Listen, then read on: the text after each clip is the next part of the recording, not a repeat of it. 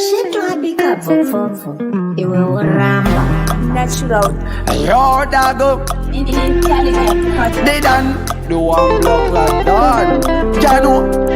Kapina you peshi kapinta ndiye kawa matemba Palenda ndandizema pateba Korera tanga vachiimba nyimba Vakarima nyimba nekuda agenda Imi makatanga jirukazi Imi vaningina vajudasi Apa makatengesa jizasi Nekuda kupika maizasi Andimi makatanga chimero Sakasiya ititeo Pamakatengesa cheso Tipo pamakabuka geto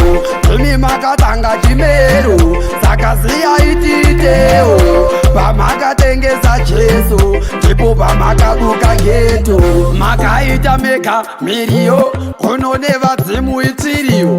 Amuzati udza zvisirizo Makapoda meka maidiot Konokuta itenda taza Tivane machinda pakaza Handi Jesu makapaza Kuita chinu chinorwadza Andimi makatanga chimero Sakasiya ititeo Pamakatengesa Jesu Tipo pamakabuka geto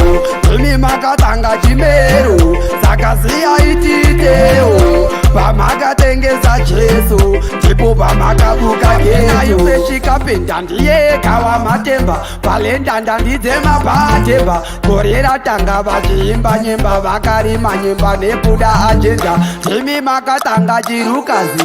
Imi vaningina vajudasi Apa makatengesa jizasi Nekuda kupika maizasi Andimi makatanga chimero Sakasiya ititeo Pamakatengesa Jesu Tipo pamakabuka geto Imi makatanga chimero Sakasiya ititeo Pamakatengesa Jesu Tipo pamakabuka geto Makaita meka mirio Kononeva zimu itirio Amuzati udza zvisirizo Makaponda meka maidiyo Konokuta itenda taza Tivane machinda pakaza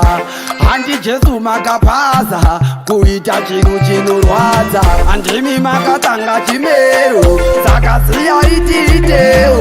Pamakatengesa Jesu Tipo pamakabuka geto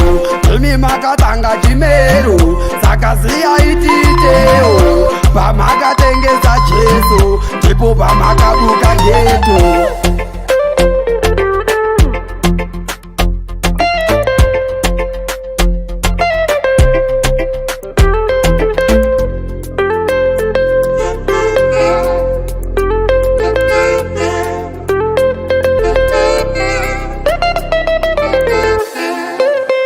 intelligent project